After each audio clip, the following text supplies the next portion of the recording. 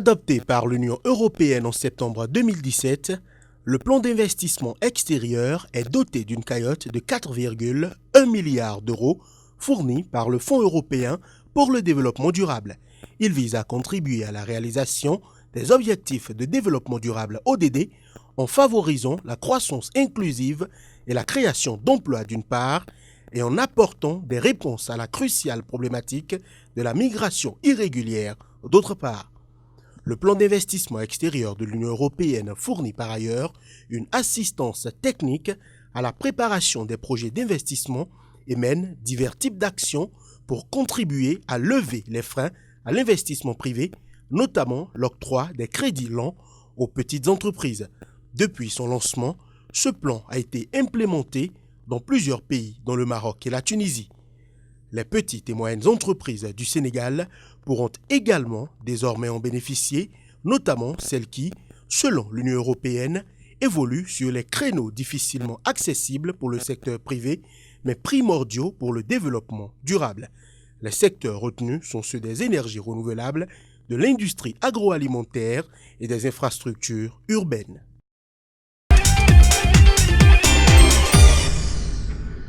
La croissance de l'activité économique a légèrement ralenti au Cameroun au deuxième trimestre de 2019. Cette croissance se situe à 4,2% du produit intérieur brut, selon l'Institut national de la statistique qui a analysé les comptes nationaux du pays. Le taux annoncé est légèrement en baisse comparativement aux 4,4% enregistrés sur la même période en 2018. Le secteur tertiaire demeure le moteur de la croissance du pays avec une contribution de 2,7 points. Il est suivi du secteur secondaire qui a contribué pour 1,1 point et du secteur primaire qui n'a fourni que 0,4 points de croissance. Ce secteur demeure cependant vigoureux. Sa performance est soutenue par l'agriculture industrielle et d'exportation et dans une moindre mesure par l'agriculture vivrière avec une maîtrise des prix des produits vivriers. Quant au secteur secondaire, il poursuit son dynamisme acquis depuis le début de l'année 2018 à travers les bonnes performances enregistrées dans toutes ses branches d'activité. Les industries extractives, notamment l'extraction des hydrocarbures portés par la production du gaz naturel, enregistrent une contribution de 0,2 points. S'agissant de la demande, la croissance de produits intérieurs bruts est essentiellement soutenue par la consommation finale et la composante privée de l'investissement. 10 milliards de dollars, ainsi s'élèvent les réserves internationales nettes de change de l'Angola. Selon le gouverneur de la Banque nationale angolaise, ces réserves garantissent au pays 7 mois d'importation. L'Angola, qui a déjà parcouru quelques étapes dans le cadre du développement du marché des changes, semble aujourd'hui dans de meilleures conditions pour parvenir à un régime de taux de change déterminé par le marché. À en croire le FMI, les réformes macroéconomiques entreprises par les autorités angolaises ont permis l'amélioration du change entre le taux parallèle et le taux officiel. Évalué à 150% en 2017, ce taux se situe actuellement à 30%, tandis que l'inflation qui avait atteint 18% a été réduite à 15%. Reste maintenant que le pays réduise son endettement public tout en maintenant sa consolidation fiscale. L'Angola doit aussi, selon le Fonds monétaire international, diminuer sa dépendance pétrolière et matérialiser quelques programmes non réalisés jusqu'ici afin d'éviter la vulnérabilité et de poursuivre dans la stabilisation macroéconomique.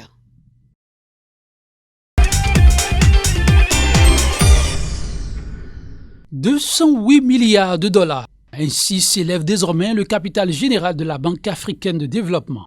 Il a été augmenté de 125% en marge de la 5e session extraordinaire du Conseil des gouverneurs qui a réuni les 80 pays membres de l'institution.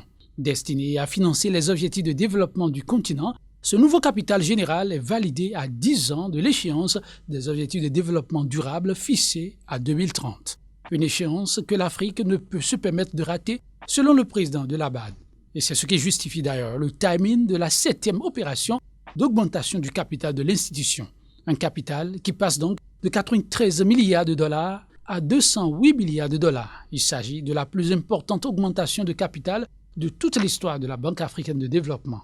Elle intervient après 2 ans de pourparlers entre Rome, Washington, Malabo, Sharm el-Sheikh et Abidjan. L'objectif de départ était de doubler la capacité financière de la BAD afin qu'elle puisse davantage appuyer le développement des économies africaines. Pour rappel, l'action de la BAD est structurée autour de 5 priorités. Électrifier, nourrir, industrialiser, intégrer l'Afrique et améliorer la qualité de vie des populations. Si ces 5 venaient à se concrétiser, l'Afrique aura réalisé 90% des ODD et 90% de l'agenda 2063.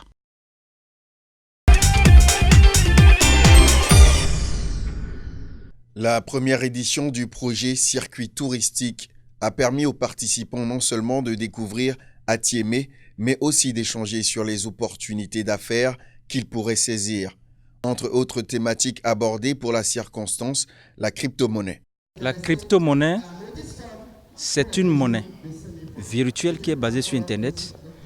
Et si nous en parlons, notamment en Afrique, c'est parce que ça arrange mieux les Africains que l'ancienne monnaie. En réalité, l'ancienne monnaie, c'est la monnaie de l'esclavage. Avec la crypto-monnaie, c'est la même valeur partout. Quand on prend exemple TBC, Stone, l'unité en Afrique, partout ailleurs dans le monde, c'est la même valeur. Donc si un TBC coûte 10 000 $ en Afrique, le même TBC coûte 10 000 $ en Asie, en Europe, en Amérique, en Océanie. Ça veut dire quoi? Avec la crypto-monnaie, nous sommes capables aujourd'hui de renverser la France-Afrique et de renverser la mafia-Afrique. Pour les participants, cette première édition du projet Circuit touristique a comblé les attentes. De pareilles initiatives, il faudrait que ça se répète pour qu'ensemble on puisse échanger les expériences. Je n'ai pas regretté d'avoir choisi d'arriver à Atiémé et pour la prochaine édition, je le réédite, je le dis encore une fois, je souhaiterais être parmi les invités. Je vais tout faire pour y être avec beaucoup d'autres amis. Présent aux côtés des organisateurs, le conseil communal d'Atiémé s'est dit honoré d'avoir pu abriter cet événement. Vous êtes des partenaires et qui parle de partenaires parle d'opportunités d'affaires. Vous êtes arrivés, je crois que vous avez visité la ville, vous avez gardé une image bienveillante pour la ville et vous allez revenir, soit vous-même, soit avec d'autres partenaires pour construire avec nous la ville d'Atiémé. Le conseil communal donne rendez-vous aux participants entre janvier et mars 2020 pour un séjour plus riche sur terre ferme, loin donc des désagréments liés à la saison des pluies.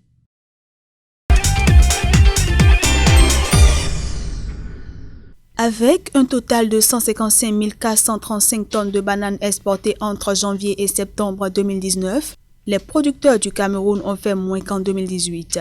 En effet, leur rendement a baissé de 48 286 tonnes en glissement annuel, ce qui correspond à une réduction de près de 25%. À l'origine de cette situation, la crise anglophone qui a mis hors jeu la Cameroun Development Corporation, numéro 2 du marché. Également en cause, la baisse de régime à la Société des plantations du Haut-Pendja, leader du marché au cours de la période sous verrou. En effet, entre septembre 2018 et septembre 2019, les exportations de cette société ont fléchi de près de 14 000 tonnes, passant de 156 693 tonnes à fin septembre 2018 à seulement 142 621 tonnes à fin septembre 2019. Quant à la Cameroun Development Corporation, elle a disparu du fichier des exportations de bananes au Cameroun à cause de l'arrêt de ses activités due à la crise sociopolitique qui paralyse les régions anglophones du pays. Raison pour laquelle cette entreprise publique, deuxième employeur du pays après l'État, n'a rien exporté depuis le début de l'année 2019. À fin août 2018, elle affichait 34 944 tonnes de bananes exportées.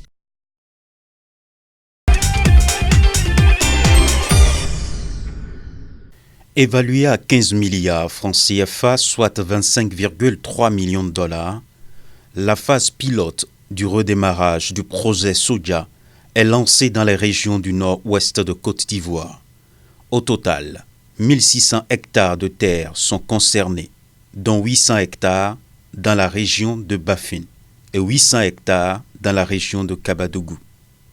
Cette phase pilote intègre la réhabilitation de toutes les fermes semencières et des pistes menant aux parcelles, la réhabilitation et l'équipement du laboratoire d'analyse, des magasins d'intrants agricoles, de pièces de rechange, du pont bascule, de la station de carburant et des salles de formation des paysans. Désormais donc, ce projet place les populations locales au centre de toutes les activités de production et de transformation du soja. Il intègre tous les maillons de la chaîne des valeurs agricoles, depuis la production des semences jusqu'à la transformation du soja, en passant par sa production de masse. L'objectif poursuivi est de porter la production de soja ivoirien de 9 000 à 40 000 tonnes, tout en développant une économie rurale compétitive, rentable, créatrice d'emplois pour les jeunes et surtout pour les femmes, avec la création d'une usine de transformation de soja dans le Bafin. Démarré en juin 1989, le projet de développement de la culture soja dans le nord-ouest de la Côte d'Ivoire avait été arrêté à partir de 2002 en raison de la crise militaro-politique. Une tentative de relance a été effectuée en octobre 2015, mais les contraintes financières n'avaient pas permis un redémarrage effectif.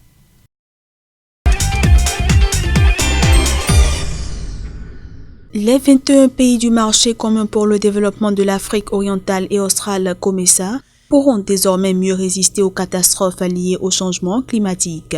En effet, le COMESA a entrepris d'aider ces pays membres à développer leur capacité de résistance. Ceci à travers la mise en place d'un projet de cadre de résilience régionale au changement climatique, lequel projet a été motivé par la vulnérabilité croissante des pays de la sous-région aux manifestations du réchauffement climatique telles que les inondations, les glissements de terrain, les sécheresses, les cyclones ou les épidémies. Le COMESA espère ainsi venir à bout des approches inefficaces et désordonnées de gestion de ce type de phénomène. À en croire l'organisation, les ressources rares allouées aux projets de développement indispensables sont réorientées pour la gestion de ces catastrophes, maintenant ainsi plusieurs pays dans le cercle vicieux de la pauvreté et du sous-développement. En attendant sa mise en œuvre, le projet de cadre de résilience régionale au changement climatique doit être soumis pour un examen détaillé à l'ensemble des 21 États membres du COMESA, qui constituent le plus grand bloc économique africain. Notons que le dit projet a été élaboré avec l'appui de partenaires tels que la Commission de l'Union africaine, le Programme des Nations Unies pour le développement et les communautés économiques régionales.